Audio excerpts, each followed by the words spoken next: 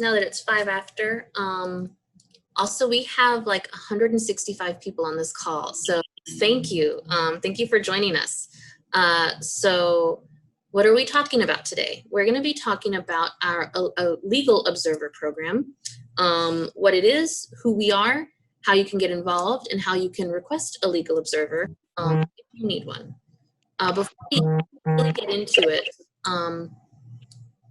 so yeah, our agenda: community standards, introductions, the program, becoming one, requesting a legal observer. We'll also give you a little bit of resources on knowing your rights at protests. And then we are going to close out the meeting with some dedicated time to questions. So if you have any questions, then you can ask.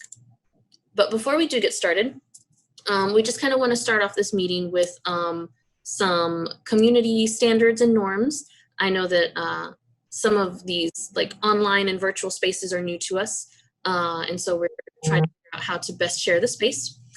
So questions are definitely welcomed during each section. If you have a question, if you can drop it in the chat box, we'll definitely try to get to it during the conversation. But we are going to have dedicated time at the end for questions again.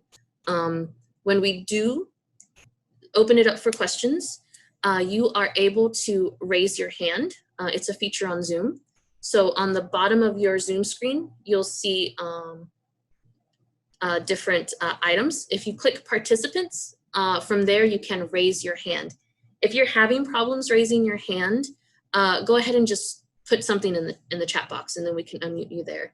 If you are on your phone, *9 will raise your hand. Please keep yourself muted throughout the session. That way we can all hear and there's no distractions. Also, we will not tolerate any type of abusive language, any type of harassment or obscenities in the chat. So we do have someone moderating that. So if we do start to see some awful things in the chat, they will be booted. So. Okay, and with that, we're going to introduce ourselves. So we'll start with Justice.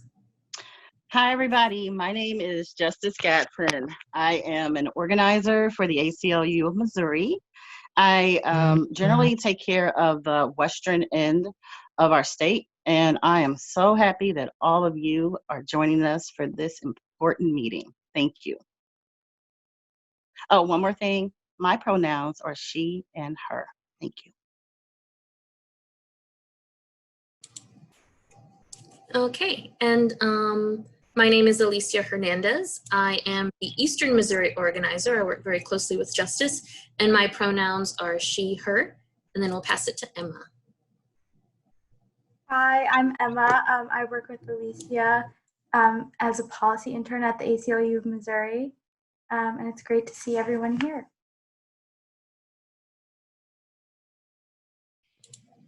Awesome. So before we really get into it, we also just wanted to kind of explain who we are, who oversees the legal observers. And as you would imagine, one of those partners is the ACLU of Missouri. So as you know us, we've been protecting civil liberties, constitutional rights for 100 years now, actually. And that includes, various aspects of our life. Reproductive rights, LGBTQ+ rights, immigrant rights, criminal justice reform, and also protecting the First Amendment, which is why we are partners in this program. And Justice is now going to talk about the National Lawyers Guild. Yes, so the National Lawyers Guild is the oldest and largest progressive bar association. And it's dedicated to the need for basic change and economic system. I am really happy to be on the leadership of the National Lawyers Guild. I serve as the co-vice president for the region, along in my role at the ACLU of Missouri. We have a deep relationship with the National Lawyers Guild. They have been our partner in St. Louis, Missouri for several years now, and in Kansas City, Missouri for the last 2 years. We've been working collaboratively, growing our programs and making sure that we answer the call to help protect the rights of people when they protest. Thank you.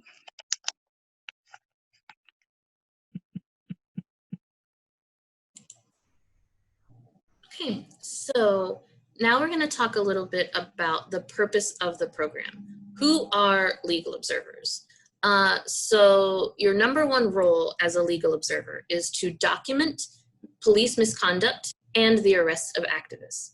The primary role of a legal observer is to be the eyes and ears for our legal teams to observe and record incidents and activities of law enforcement in relation to protest demonstrators.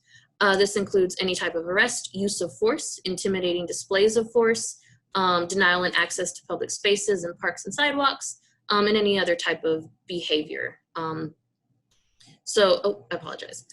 So yeah, the legal observer role is a volunteer, for legal investigators.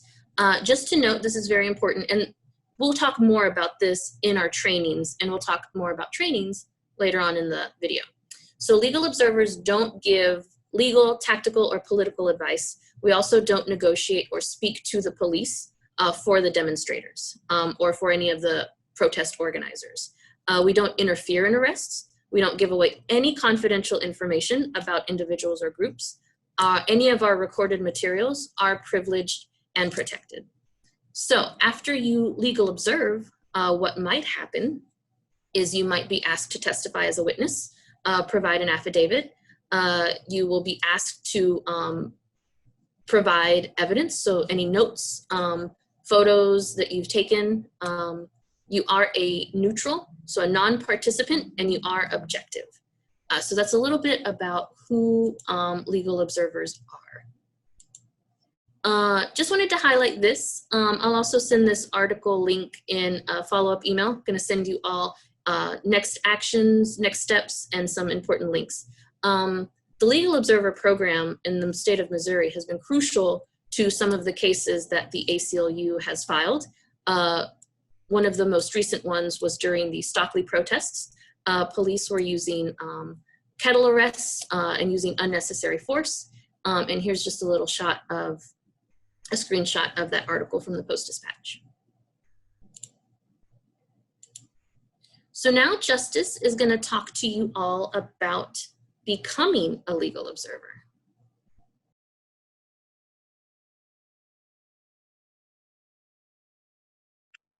Sorry, you all, my mute was sticking there.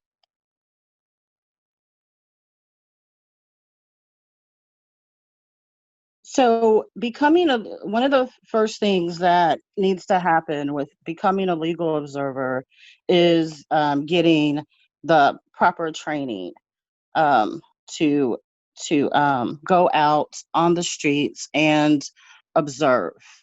It's going to be really important that you really pay attention to this training because what you do as a legal observer can greatly impact the work that the attorneys will be able to do. We had great success in the St. Louis area with legal observers being able to collect information that we've been able to use to sue and win. So it's going to be really important that you pay attention to the training. Those legal observer trainings, our work is protected, and so you want to definitely make sure that you take your trainings through the NLG and through ACLU. Also, once you receive that training, we don't just send you out there because you're going to need to get paired up with somebody who's experienced. So the training itself is really about 25% of the training. So let me make that make better sense. The online trainings that we'll do and some of the in-person trainings that we will be doing, when you go for that hour-and-a-half training, that's only 25% of the training.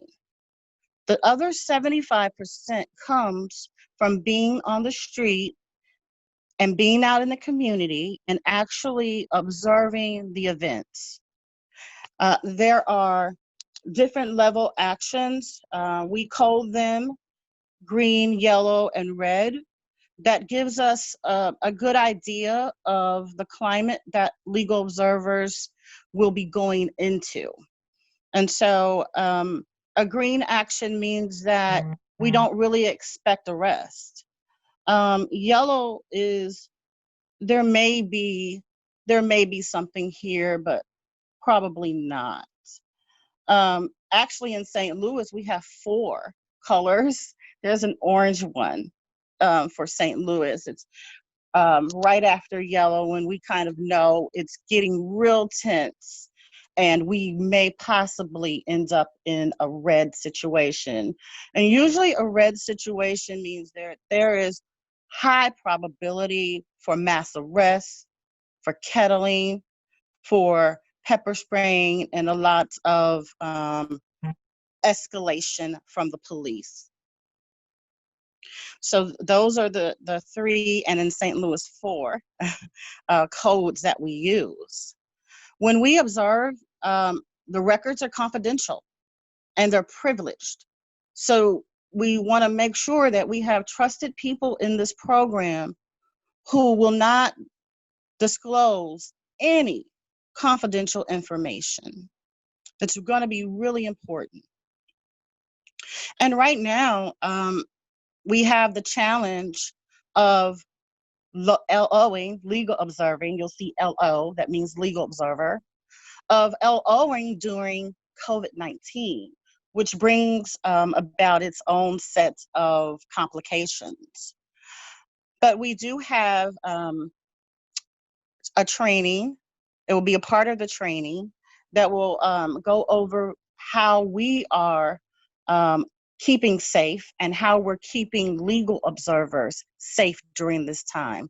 We are practicing recommendations from the CDC. So as you all are looking across the country right now and seeing the close proximity that protesters are with each other, we will not be doing that.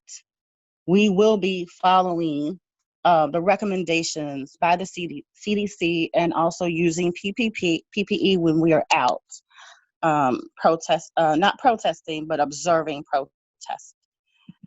It's going to be really important to us that we all follow those recommendations so that we stay safe. After you become trained, so to speak, you're going to have to do 3 actions in a yellow to red zone, and then you would be determined a legal observer. You must still partner with a buddy. It's always good to be with a buddy so that you can, number 1, it's a point of safety, but also number 2, it's a point of having things pointed out to you so that you can learn along the way. You will receive an email. You'll be added to a chat, a private chat, and we'll talk about what we use in the training. And we communicate with each other on the chat, and you'll be able to know what actions we will be observing and can sign up in that way. The way that folks can go about requesting us to come out, people can send an email to us at the outreach over at ACLU. We've been managing the request for legal observers in that email. So you can send a request to outreach at ACLU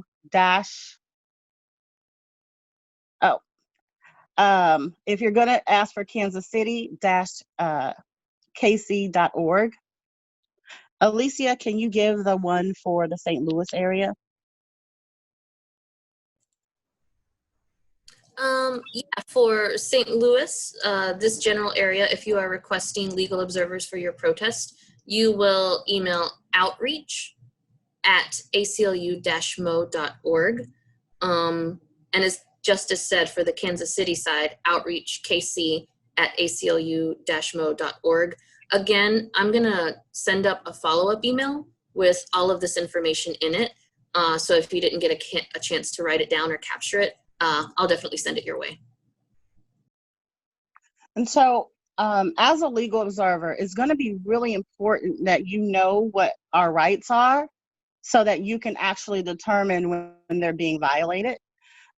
We have lots of information out there about attending protests and knowing your rights. So your rights are definitely strongest in what is known as traditional public forums, such as sidewalks, streets, and parks.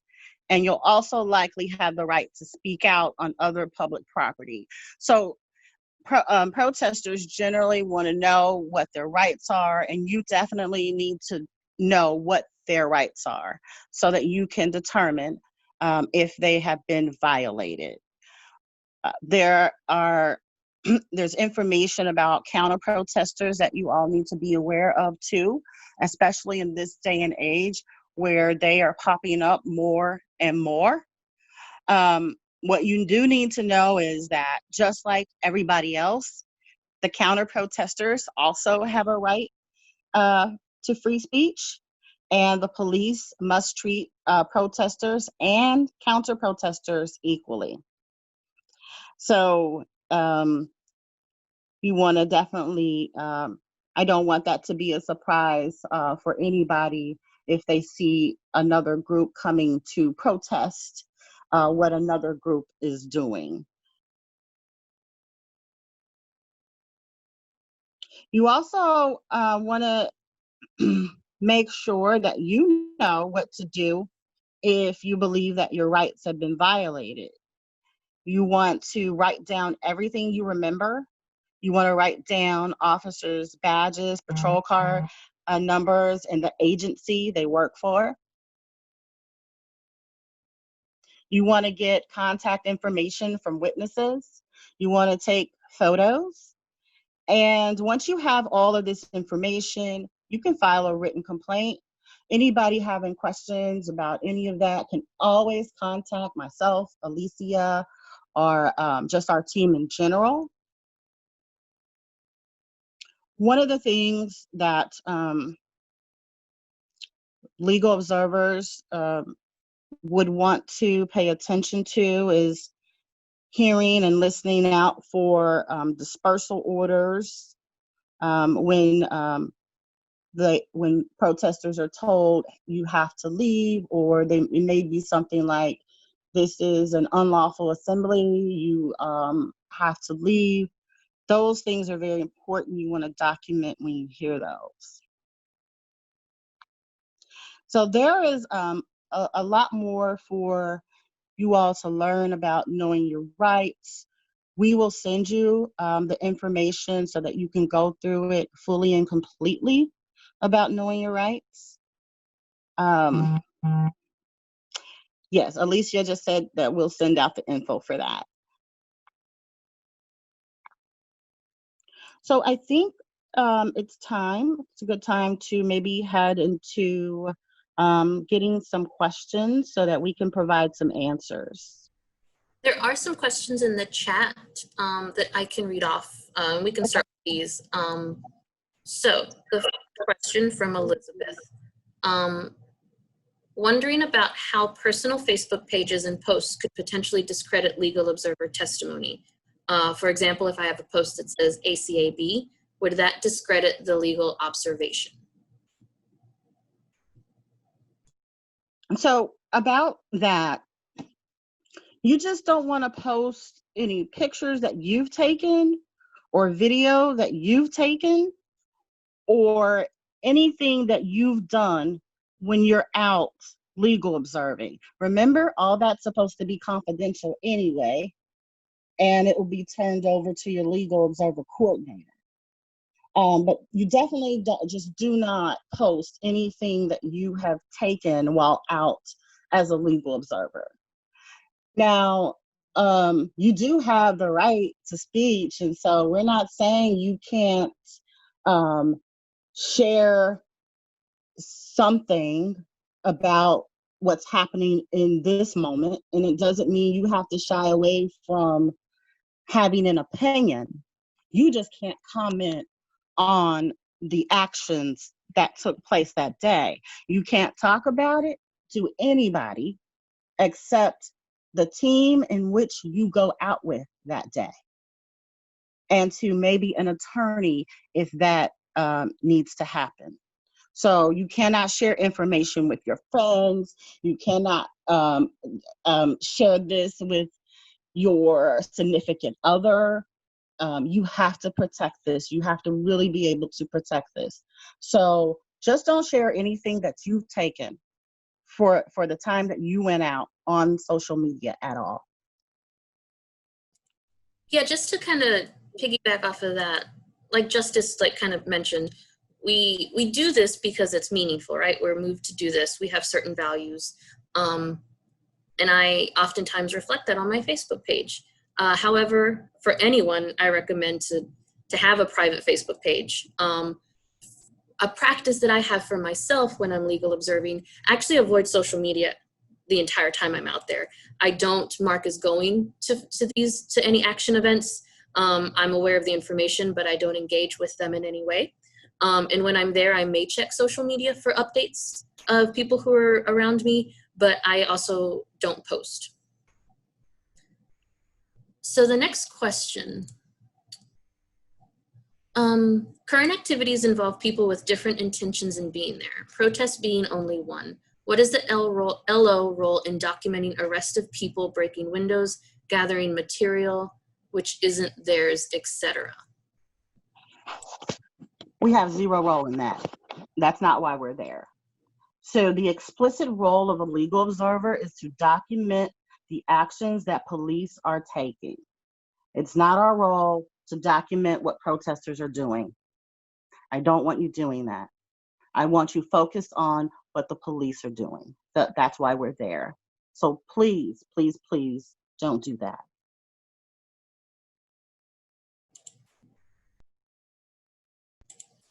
Next question. Do you have to be a Missouri resident to observe in Missouri? Kansas City has residents on both sides of the state line. Yeah. So we're in Missouri, and we have folks that come over from Kansas to observe with us. As long as you have went through the training, you've signed on to the NDAs, and we've accepted you into the program, you can go out with us. Next question. At what point does their free speech become inciting violence / hate speech in regards to counter protests? Can you repeat that one again, Alicia? Yeah. At what point does their free speech become inciting violence / hate speech? And then they added, this is in regards to counter protests. I think it becomes hate speech the moment they say it. Honestly, so it's the moment in which they say it.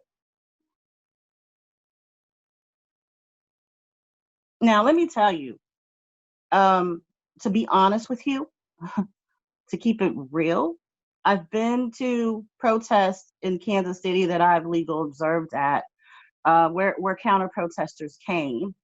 And so what our police did, they used a yellow tape. Y'all know that little yellow tape around crime scenes? That is it. They put a little yellow tape, they made a little line, and counter protesters on one side, other protesters on the other, and that's all they had separating them. And the police kind of just let them go at it, and they did. They just kind of went at it, arguing back and forth, saying a lot of insightful things. But police didn't step into that. And it wasn't something that I was interested in the legal observers capturing. I was more interested in the drones and the helicopters in the sky and the different police vehicles that were being used that day. So those are the kinds of things we want to focus on. And yeah, so I hope I've answered your question. Next question. And this is more of a specific question, just to note that will be discussed more in the actual training. But the question is, the KCPD are wearing bands that cover their badge numbers. Is this legal? What do we do in that situation? So it's not legal to cover your badge. And you'll see that. I want you to note that. You're going to document that. I mean, we've seen all kinds of things here lately, kind of like the little thing you can just pull off. Some of them have been covering the badges that way. Take a photo of them, and that way we'll be able to identify them and be able to make a complaint about the covering up of the badge. The next question, and I can capture this real quick. Can you outline the process of becoming a legal observer? So yeah, I'm gonna go back to that slide. So your first step is attending a class, most likely one of our virtual trainings or a training in your area. It's about an hour and a half. Then, as Justice mentioned, you're partnered with an experienced LO. You'll have to legal observe a few different types of actions as part of your training. And then you are an official legal observer. Next question. Is there any difference in training for licensed attorneys? Difference in volunteer needs for JDs, sorry. So yeah, we could really use attorneys to maybe help with jail issues when we can't, when jail support. So let me just say this really quickly. So the legal observers, they're the legal observers, they're legal observing, but there are other things, right? There's bail support, jail support, legal support. In Kansas City, bail support and legal support is together. And so attorneys who can get into the jail to kind of find out what's going on, especially when we're kind of getting conflicted reports about people being taken in different places and not getting phone calls that they should have. So those are some really important roles that attorneys can fill in this work. We do have a list of attorneys criminal defense attorneys. You don't have to be criminal defense that are working on the protest currently. They have agreed to do pro bono for folks who are currently out.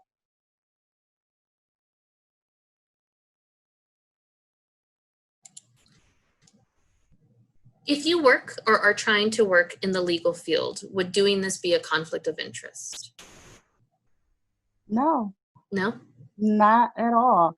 You know, you're talking about working with two awesome legal organizations, the ACLU of Missouri and the National Lawyers Guild. Absolutely not. Next question, who can become a legal observer? Do you need to work in the legal field? Also, no. I am not an attorney, although I work for the ACLU. We have some wonderful legal observers who've been in the program for a while who are also not attorneys. We do learn a lot along the way, for sure, but we are not in that field.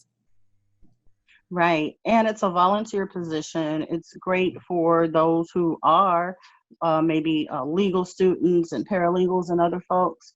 But this is for anybody who has a heart and passion for this and wants to see the right to protest remain protected. It's also for a person who can remain and be confidential And it's definitely not for the one a person who is really going to be a protester. You can't. You definitely can't legal observe and protest in the same day. And I'm not saying you can't protest, because you can. You just can't do it in the same day. But I don't need my LOs to be, you know, Black Lives Matter and all that in the protest. I don't need them chanting or any of that. They have to be impartial. They have to be, you just cannot appear that you are a part of the protest.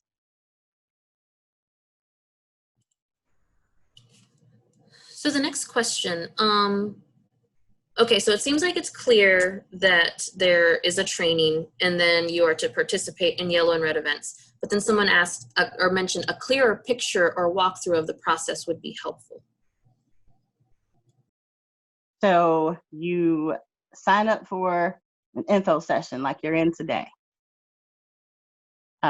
You then, if this resonates with you, connects with you, if you think that you can do the things that we're saying, then you can sign up for the training. So, but we do a vetting process though. So, and also at the same time, because we work so closely together, you'll be doing NDAs for both ACLU and NLG, okay? And so when we look through that information, if we feel like you're going to be a good candidate for this, we will invite you in. We will send out an email, and that will have further instructions on how you are to respond next. You will be added to a group, a secret group. And in that group is where we discuss what we need to talk about. So that's pretty much it. We get requests that come in through the email. We send those off to make sure that our legal folks will be there for us. And then we send the information to our teams and we just ask you, hey, who wants to do this? Who's available to go out? Whoever is, those folks will be transferred into a different chat, a different one. We don't put the information for a particular protest. We don't give that to everybody, only to those who are going out on that particular day. So folks who are maybe going out tonight, they're together. It may be different folks from last night. If they're not showing up today, they won't be in that chat. So it's really, really important. Like these systems that we have in place, they're in place for a reason. And so that's really pretty much the gist of it.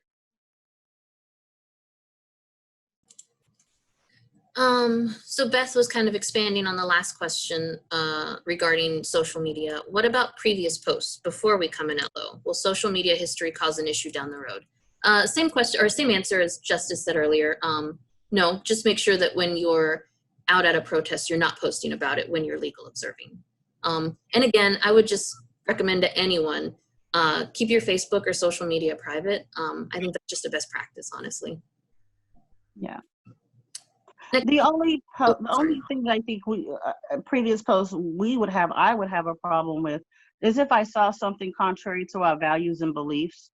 If there was something that I saw that folks were homophobic, transphobic, racist, those would definitely impact you, and we would not allow you to be a legal observer.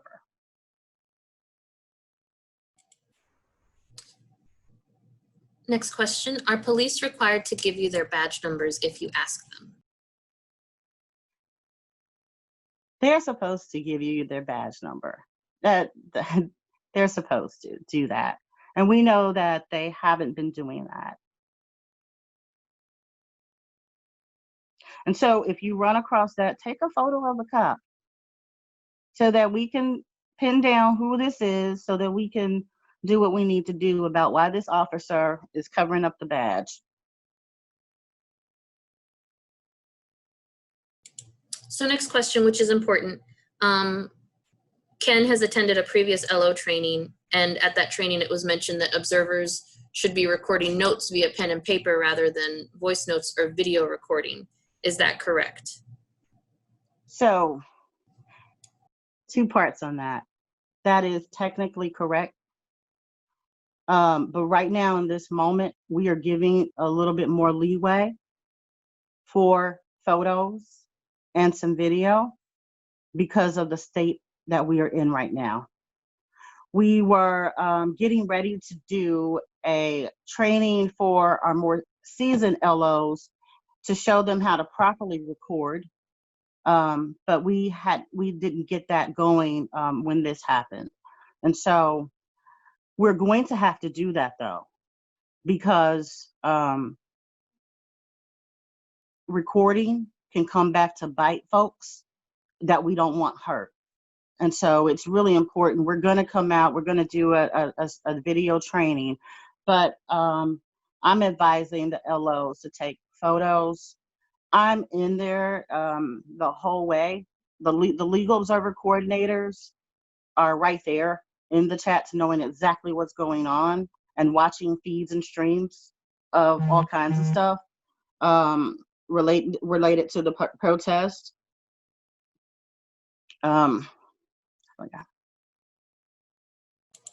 And also don't forget, your first time out, you won't be alone. You'll be with an experienced LO who will talk through that and what are some best practices and how to best capture what is happening. So you'll have a few times to talk through that before you are not alone, but like without a buddy to do that. We always legal observe in groups. Next question. Oh yeah, how would you identify yourself as a legal observer? So we have green hats. Yeah, I went back to that slide. You can see this legal observer here. If you are not in a green hat, you'll be in a blue vest. On that vest, it says ACLU legal observer. So we definitely have identified items to wear, so police and everyone else are aware that we're legal observers. Let me keep going down. Is it recommended for an LO to utilize the ACLU Mobile Justice app when recording while at a protest? Or are there data security issues utilized by LEO, such as Stingray equipment and similar items utilized by them? Well, typically that Mobile Justice app is something that we're telling protesters to use to, and folks who get pulled over or something to use. That video is uploaded to an off-site location and we review it. That's a way. I just don't really want that uploaded to that off-site. I'd rather, if you could, maybe flash drive. You definitely will be getting with one of our folks to turn over the evidence, usually by going into one of our legal offices, either in St. Louis or on the Kansas City side. If it's something in your phone, we're enlisting our legislative assistant, Mo, to download some of those things. Yeah, and how during the training, you'll actually get a whole lot more information about chain of custody for the evidence, because that's really going to be important. You're going to get more about that during the actual training.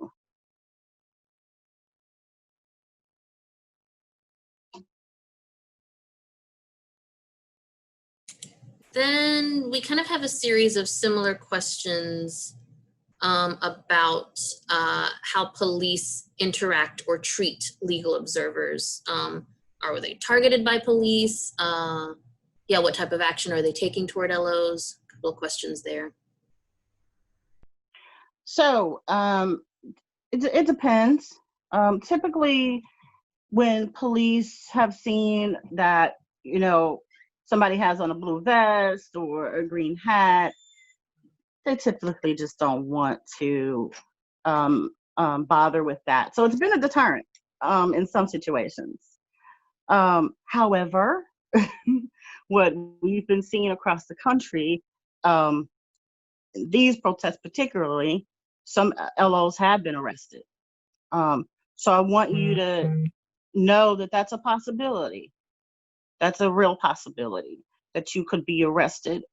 But we have a legal support. If something were to happen with any of our legal observers, we have support in place to get them as soon as we can. So we take care of our folks for sure. Next question is about our color codes for actions, green, yellow, red. Are they public or specific to LO organizing? I'm not sure how it started, but if you follow Expect Us in St. Louis, they also use that on some of their protests. Yeah. So I think it's kind of just— It's an organizing tool. Yeah. It's something that organizers have used to determine, what are we going to do today? Is this going to be something where we're just going to, go sing? Or are we about to go block this highway? And so they have to determine, and especially give us, the LOs, some kind of idea on what it is that they're doing. There are a whole slew of questions that I ask organizers before I say, yes, the LOs are going to come out for this. Next question is regarding, so if you're trained in Missouri, can you LO in other parts of the US, other states? Yes, you can. Yes, you can. As a matter of fact, when Stockley happened, we were exhausted in St. Louis and started getting reinforcements from Illinois and other places. So you definitely can. National Lawyers Guild has a division called Mass Defense. And so that's what they do. They deploy.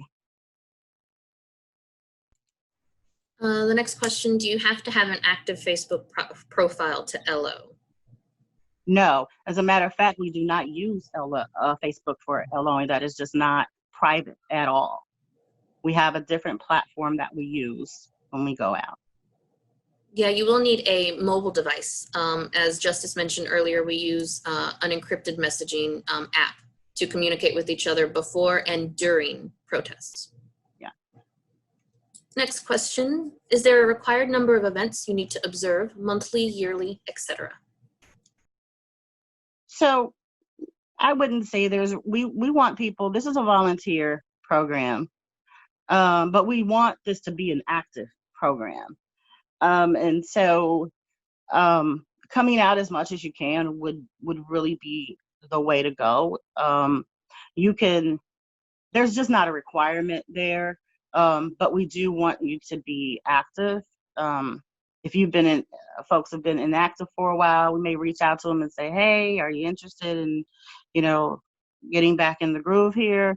But right now we haven't set that. What we're saying is at least the 3 actions in different codes to become an LO. And I would ask that anybody who's signing up right now, especially right now, can commit to coming out at least once a week. Next question is about offering first aid. Can an LO help someone whose life is threatened? So here in St. Louis, and I think KC too, there is the street medics, and our LO coordinators work pretty closely with street medics. So if someone is in need of first aid, immediately let your coordinator know. It will most likely happen in the conversation that you have going, the chat, so they can get help to that person. Andrew asks, I've been independently observing in Kansas City this past weekend, recording and streaming from a reasonable distance. My focus has been on police activity. Is there a conflict if I continue observing independently in such a manner when not observing in the role of LO? So the issue with that is, where's your support if something happens to you? You have nobody who knows you're out there. You have no legal set up for if you're out there. So I'm not saying, I'm never going to tell community folks they can't go But in order to kind of be protected, you want to do it under a program. And any evidence you collect, it's just a little bit messier when you're just kind of just out there. Really need to get with a program.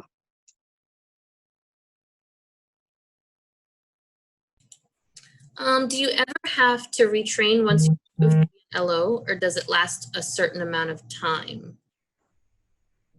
So we do refreshers because things change. For example, the issue with the taking videos, that kind of changed. And so we want LOs to, if you haven't been out in a year, then you need to probably do a refresher.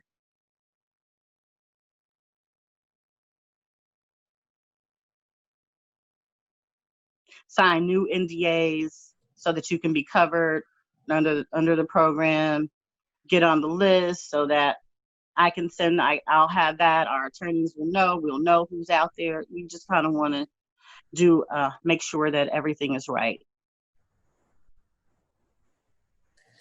Next question. Can immigrants legal observe? Are there risks in doing so? Immigrants can definitely legal observe, and yes, there are risks. There's a risk. For any person, Black, brown, differently abled, LGBT, there's that underlying risk, because it's a risk for us to just be in society anyway. But I definitely put a lot of safety measures in place to protect folks who are out legal observing. And so I don't want that to deter anyone from it, but I do want to be very real about it. Anytime you go out, it's a risk. And it doesn't matter that you have on a green hat or a blue vest, or even if you're an attorney, or even if you're a journalist. Y'all seen what's going on. So it's a risk, and I will always be real about that. The other thing I want to say is, yes, it's a risk, but you also have a ton of support. The one thing that I have done, and I have really dedicated to doing, is making sure that this legal observer program is a trusted program, that the folks are in it are not just community folks, just folks, that we're family. And so we have to look out for each other. Nobody is left, and we all check in. If anybody goes, we all go to make sure that they are okay. And it's not just about the program either. It's other stuff. It's just checking in on people and taking care of people. This is our community. Absolutely. Next question. How frequently are LOs needed? Whew, that's definitely ebbs and flows. Sometimes we might have a couple months where there aren't any actions, and then we find ourselves in moments like this where I think just today on this side of the state, there were 2 or 3 today. And yeah, it's kind of all over the place. Let's see. Oh, good question. When at a protest, are you typically staying put in an area or walking around more?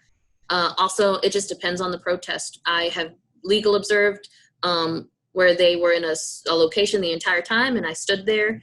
I've also walked several miles with the protest. So it depends. And with your risk level and with the type of activity you're gonna do, once you're trained up, you choose what you LO.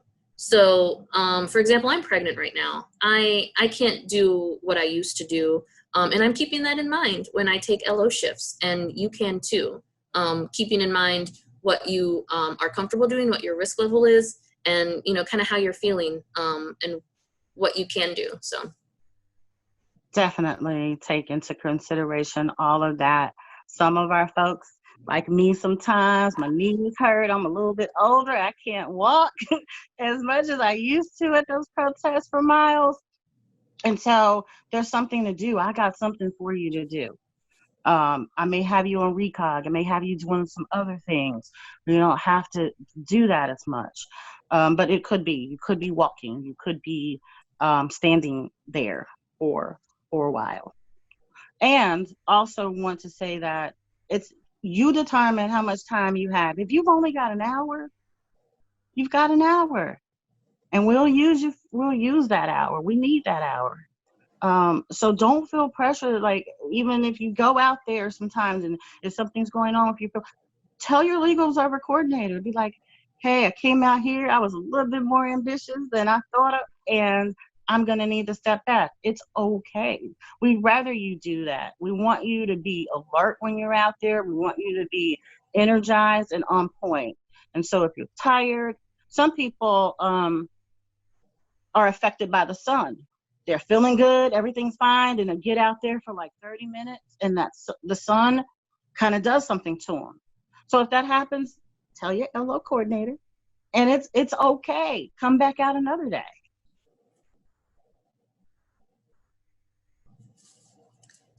Erica asks, are there any legal protections for legal observers? So that's a big question. As far as you have the protections that everybody else has. I wish that I really understood that question a little bit more. If Erica is still on, perhaps we can unmute Erica.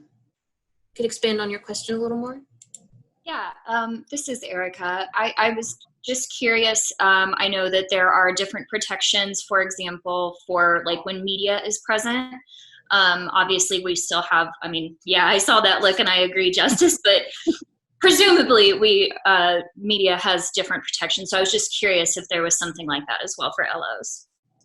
Typically, police usually don't mess with the LOs. It's really just not a thing that they have wanted to do. But like I said, lately there's been a thing, and one of our LOs was arrested in the highway action in St. Louis during the Mike Brown. What I can tell you is that we have legal support for our LOs. I'll say that. So if you're arrested, we have an attorney to get you out.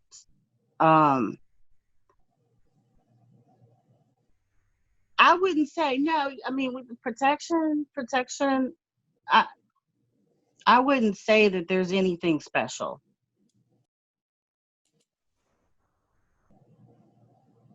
There are a couple questions here about interacting with different types of enforcement.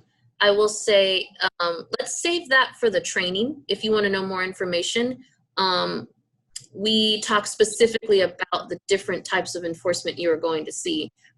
City police, municipal, highway patrol, state level, all of that. So if you do have questions about that, that is something we cover extensively in the training. That'll also kind of save us some time to get through some questions.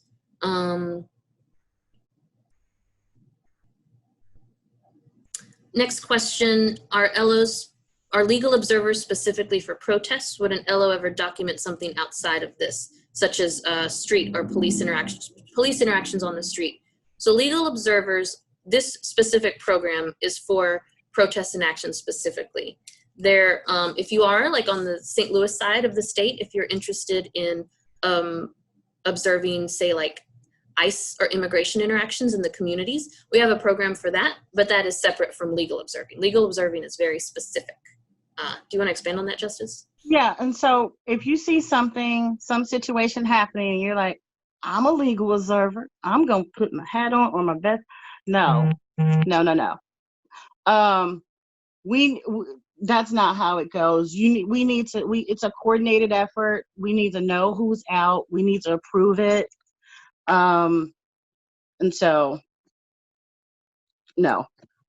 That being said, there are rights that we have as individuals to record police. Absolutely. In the email that I send you, there's actually a little bit on that too, like what your rights are interacting and recording with police as people, not legal observers. So you'll get information. Because you won't get any protection from the lawyers for that. If you just saw that and decide to stop and do something, or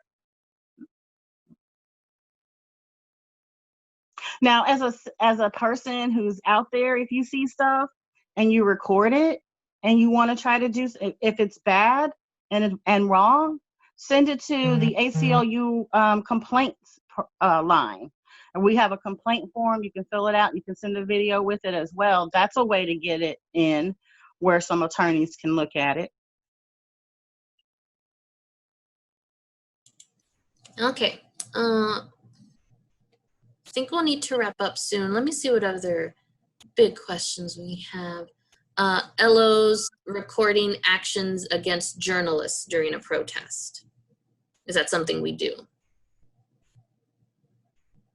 LO's recording actions from the police? Absolutely. If the police does something to a journalist, yes.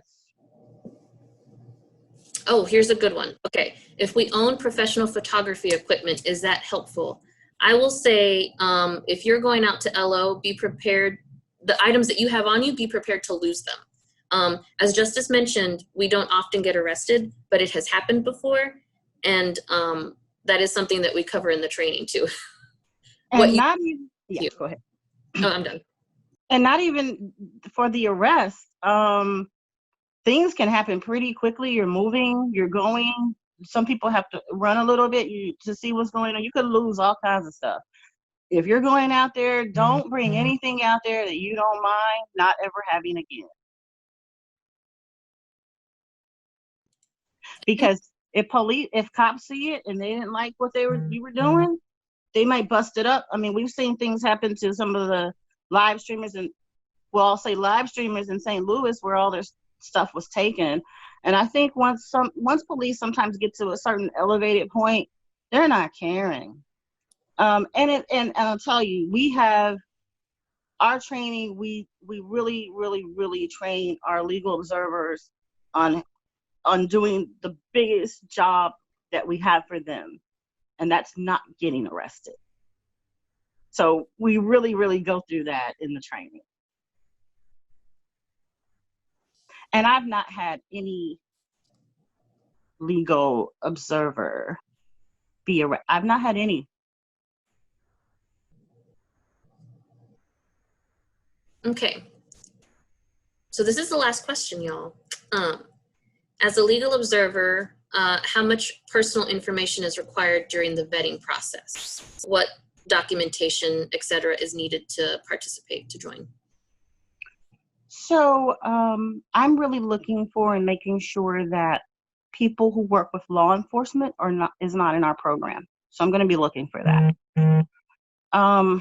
The other thing that we kind of want to make sure that we know about is if somebody has, some maybe a medical situation or somebody who might have asthma. I want to know you got asthma, so that if we know that there's a pepper spray situation that's going to happen, we want to just make sure you're okay. Also, somebody could have an asthma attack, anything like that. So it's really kind of like any little bit of medical history that we need to be aware of. All that stays confidential. A little bit of background. And really for me, it's really just making sure that you're not the police.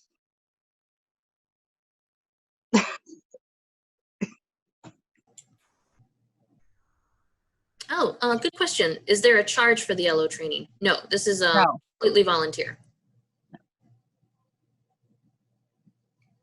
Okay, y'all. So as Justice mentioned, we've got some virtual trainings coming up next week. As soon as we all hop off this call, I'm going to send you all an email that break down this training, send you all some links.